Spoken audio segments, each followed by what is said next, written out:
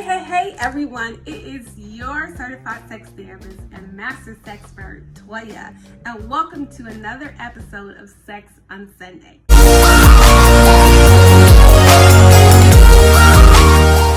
I'd first like to start by saying Happy Sexual Health Awareness Month. I think this is why this is my born month. The month that God, my creator, chose to create me in.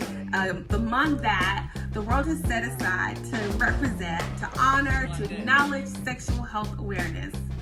And to go along with that, today's topic is going to be about something that you probably have never heard of, or something that we very rarely talk about, and that is sexual grief and sexual bereavement.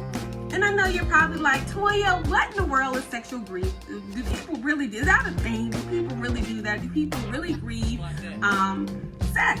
And the answer to that is yes, absolutely. I know for me personally, the year of 2020, I've had to grieve more than I have over the years of my adult life due to COVID, the pandemic, just different situations. I've lost really close loved ones and friends, dear friends, and I've also lost, I'm still grieving the loss of my internet boyfriend, Chadwood Bozeman, who I favored very dearly.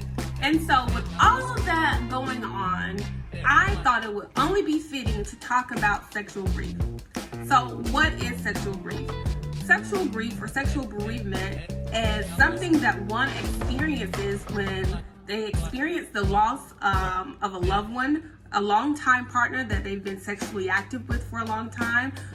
It happens, sexual grief happens in a breakup, not necessarily the death of someone, but during breakups, divorce, and also if someone in their relationship experiences a health challenge that prohibits them from being sexually active. That is another way that a person can experience sexual grief or bereavement. And there's not just one way to experience sexual grief or sexual bereavement. So, two ways that I know that people experience them. One is their libido dies completely. So there are some people when they experience the loss or death of a husband, wife, a partner that they've been in long-term relationships with and sexual relationships with, or a breakup, or a sudden cutoff because of a health challenge, their libido completely shuts off. The other side of that is when a person's libido increases. They are extremely horny at any given time, more often than what they were when they were engaged in sexual activity with their partner. So there is no one way to sexually grieve. Now the thing is, when you find that you are grieving sexually or you are experiencing sexual bereavement, it is important for you to acknowledge that that's what it is, and for you to address the feelings and the emotions behind that and not use sex as a void filler, because that can cause trouble in other parts of your relationship, your life later on. So again, please understand that sexual grief, sexual bereavement is a thing. It is a part of one's sexual health. It is something that we should take seriously and we should acknowledge.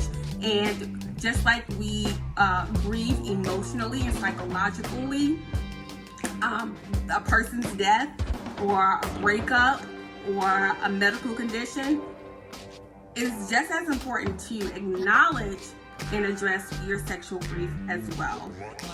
I will talk later more on this topic, some key ways to identify when one is sexually grieving, so that you know exactly what's going on when it's happening. But again, most importantly, address it. Address the emotions and the feelings that is behind that, so you won't use sex or the lack of sex as a void filler. This is your girl Toya, and again, happy Sexual Health Awareness Month.